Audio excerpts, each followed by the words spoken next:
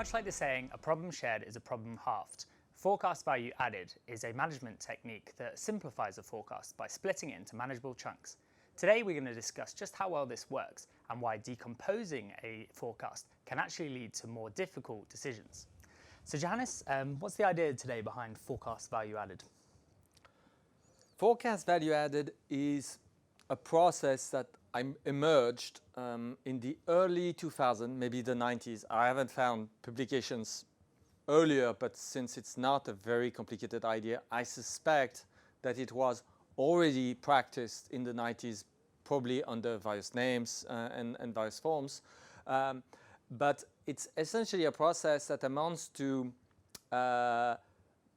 improve quantitatively the accuracy of the forecast by identifying whether certain steps taken while you are composing the final product that is the forecast, whether each of every step that happens actually improve the accuracy. So let's to illustrate, we have, let's say, a forecasting team that is going to produce the baseline forecast. Then the marketing team steps in and adjusts this baseline based on their extra marketing insights, for example, what they intend to do in terms of campaign. Then sales step in and add their own layer of correction due to the extra sales insight that they have.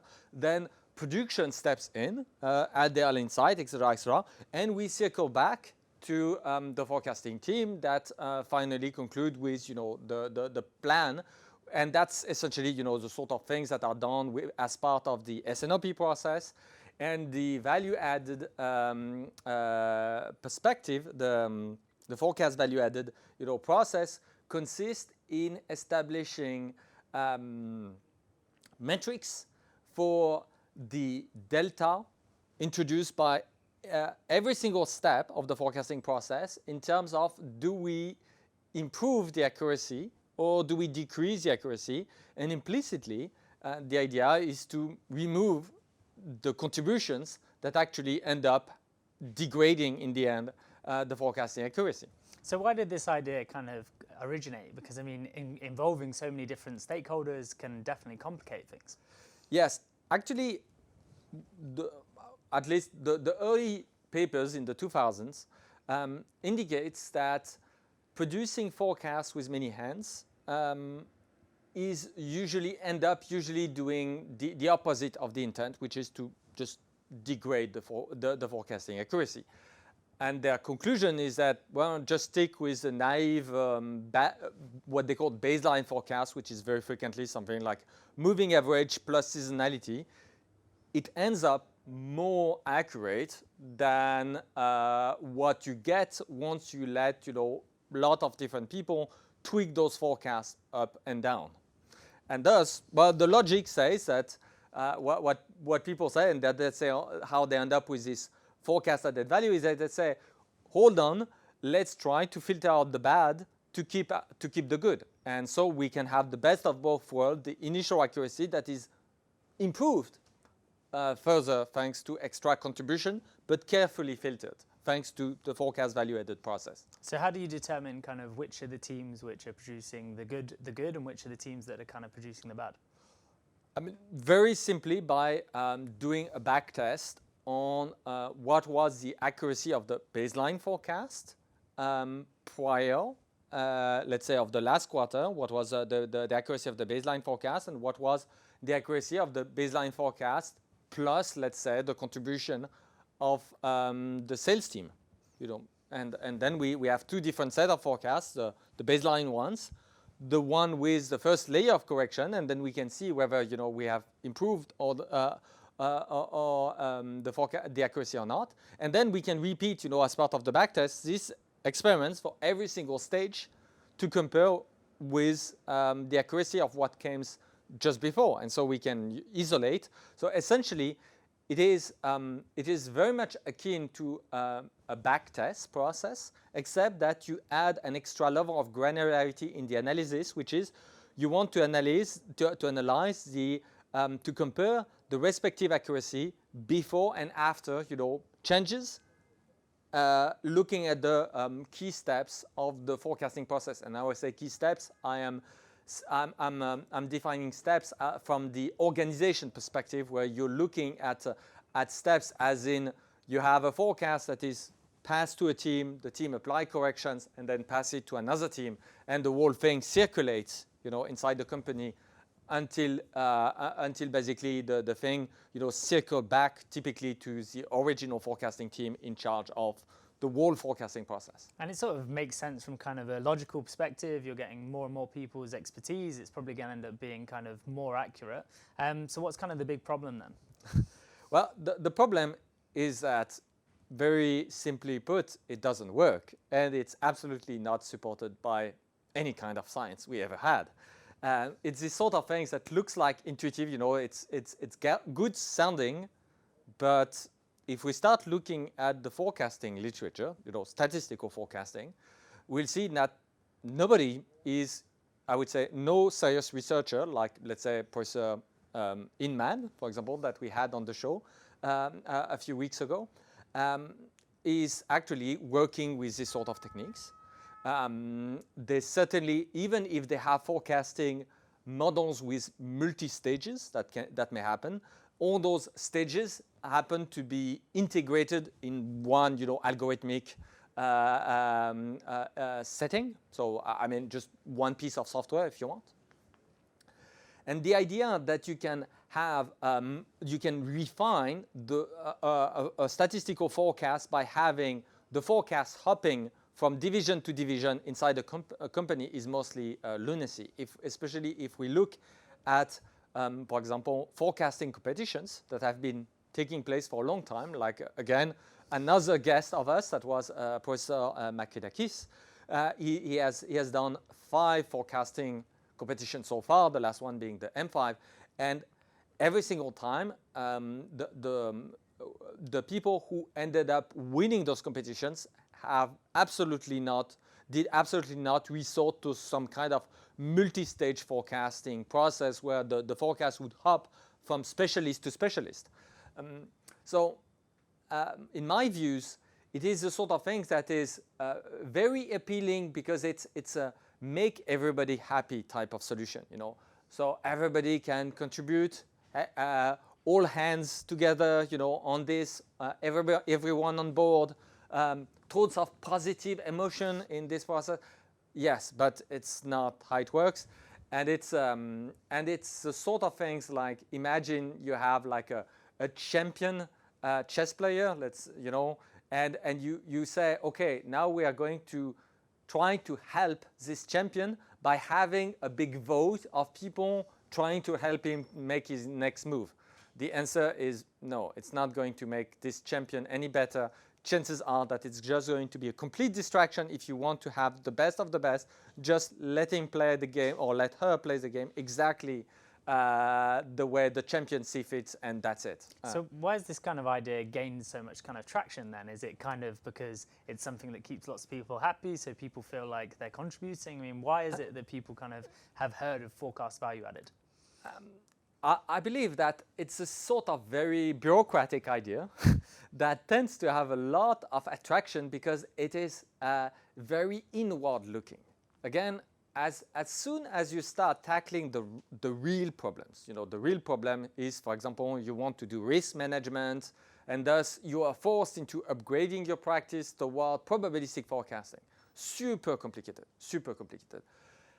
Forecast value added is trivial. I mean, it's literally the level of math involved is junior high school, and it's the sort of things that kind of look good, and it's nobody is going to be intellectually challenged by forecast value added. It's literally exceedingly simple, and thus.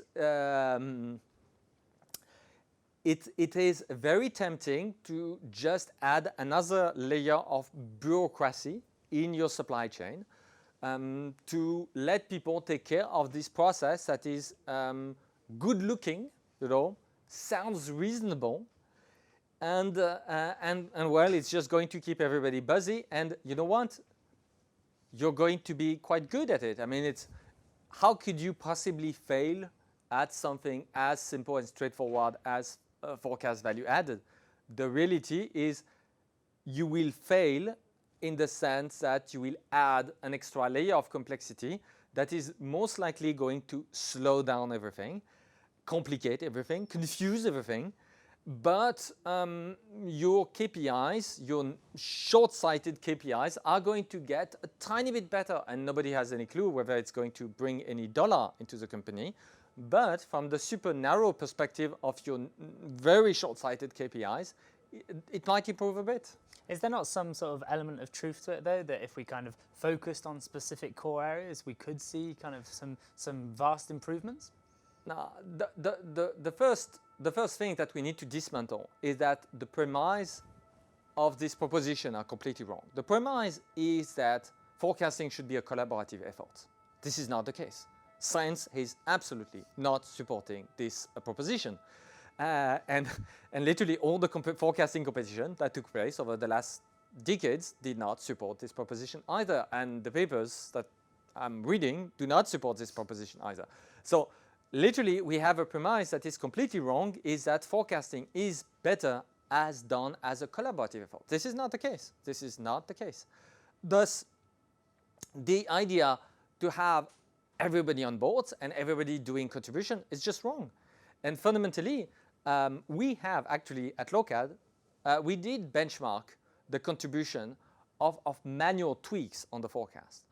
And essentially, they were invariably incorrect. They were invariably decreasing the forecasting accuracy. However, in order to achieve that, you need to first have a mindset where when somebody sees a statistical forecast that is deeply wrong, you don't want to manually adjust the forecast. You want to fix the underlying recipe, numerical recipe.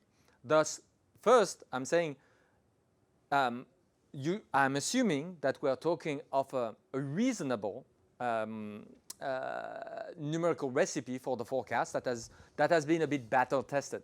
So if there are like obvious stuff that are not properly factored into the forecast, that those things have been addressed. For example, if you don't take into account of your stockouts, you will confuse zero sales with zero demand. This is just completely wrong. And thus, if you apply a time series forecast on your sales and you observe zero sales, the time series forecasting algorithm is just going to predict zero demand. The problem lies in the fact that you need to make your numerical recipe aware of the stockouts. So I'm assuming that once you've kind of solved all those problems that are more, I would say, of a debugging nature, you know, it's barely statistical modeling. It's more like let's debug the thing. Once we reach a stage where the model has been, you know, battle tested and debugged, we did at Lokad on request of many clients. We did in the past. We are not doing that anymore just because it's a complete waste of time. But we did in the past a lot of benchmarks where we're looking at the forecasting accuracy before or after manual intervention. And every single time manual interventions were degrading the forecasting accuracy. It turned out that the human mind is not very, very good at dealing with statistical noise. You know, just statistical noise is not something that we perceive. We see patterns everywhere. It is actually very, very difficult to see the noise, the statistical noise for what it is. And thus, usually that's where usually even simplistic statistical methods like moving average tend to actually outperform human judgment, although it's like barely better than moving average, and yet it is already better. So what you're kind of advocating is this kind of single champion who would produce kind of a forecast. Why is it, do you think, that people find it so difficult to kind of put their trust in kind of science? Why is it such kind of a leap of faith? I mean, it's not a leap of faith. That's the sort of thing. Science doesn't ask you to actually believe. You know, it's about understanding what's going on. The question is, why would people who are complete non-specialists be able to jump on a sizable data set and perform a complex numerical task in their head or with, you know, random spreadsheets better than people who actually spend years trying to identify reasonable numerical recipes precisely to do that? What sort of magics would be involved? And if people say, I have insights in the market, yes, but at which granularity? I mean, let's imagine, you know, the typical company, you have something like 20,000 SKUs, And then you're asking the people from the sales team, they are, imagine, 5 people, you give them a spreadsheet with 20,000 SKUs and you ask them, please provide, your inputs on whether those SKUs should go up and down. Sales team doesn't know. I mean, sales team, if you're part of the sales team, you're managing maybe, half a dozen of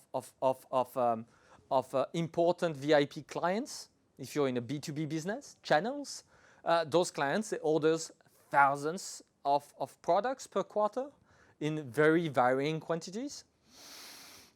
This is not the granularity you operate. If you're a salesperson, your granularity is my client is an organization, and in this organization, I know a series of people. That's my granularity in terms of thinking and analysis. And I know that this organization has traction or no traction. I know that the people might actually be inclined in getting closer to the sort of offering that I'm pushing, or on the contrary, I'm stepping back. But what the detail of the 20,000 plus SKUs, I mean, literally, they don't know. So literally, they are just going to guesswork something and pretend that the job is done. And that's the illusion. You see, that the problem is that if you have important insights, then why not explicit, the inputs and just revise the numerical recipe so that it can use as input those extra elements.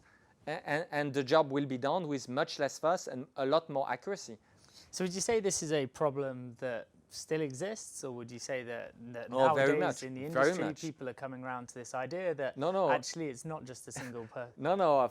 Forecast value added has had, I believe, during the last couple of years, a resurgence of popularity, and a lot of consultants and even some I would say fairly misguided software vendors are now pushing for this methodology. And there is tons, and to be honest, for vendors like Lokad, there is tons of money to be made. It's a sort of thing that is going to be a complete distraction. Very good. You can charge for things that, the good things with, I mean, if you're a vendor, the good thing with a complete distraction, you can never fail. There was no gain to be made in the first place, but conversely, there is no loss that could, obvious loss that could happen. So you cannot ever fail. So this is very, very good. Distraction, this is a mission where you cannot fail. You can spend, weeks, months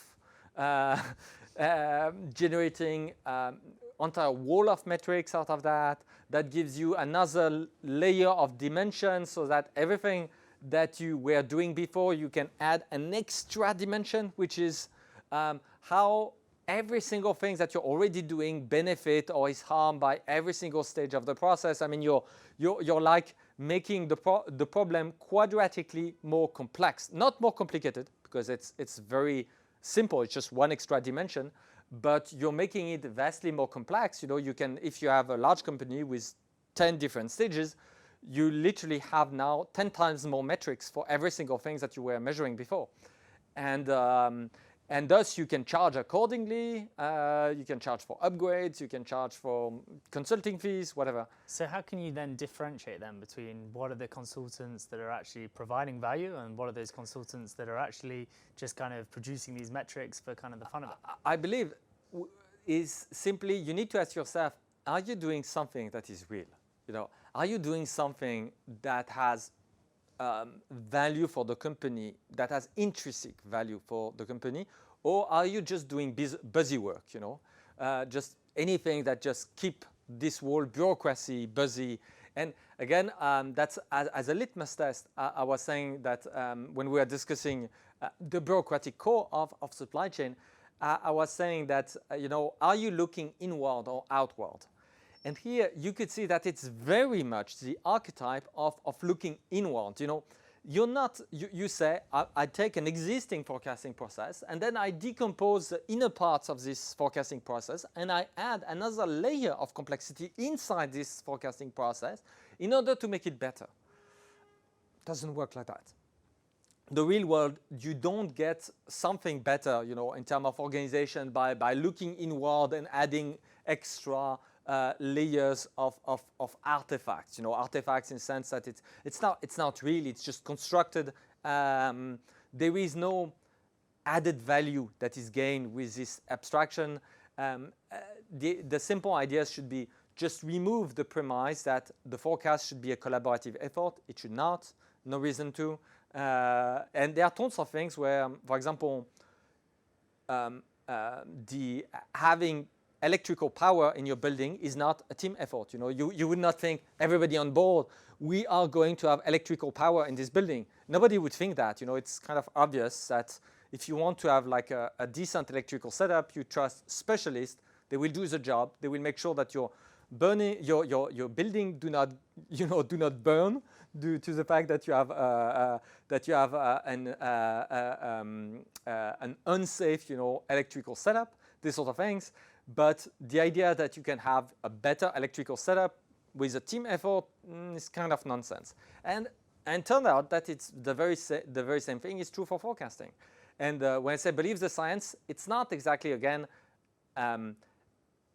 absence of evidence is not the evidence of absence. But what we have right now is a series of papers that essentially demonstrate that manual intervention on forecast are harmful. And there is a whole series of papers that are like 20 years old, and that reflect what experiments that also Lokad has done. Those papers are absolutely not surprising because there is a whole field of psychology that has actually, that tests humans for their perception of randomness. It turned out that the perception of randomness is one of those things where the human mind is super crappy. We are very good at seeing patterns. We are very good at understanding randomness, just the way it is.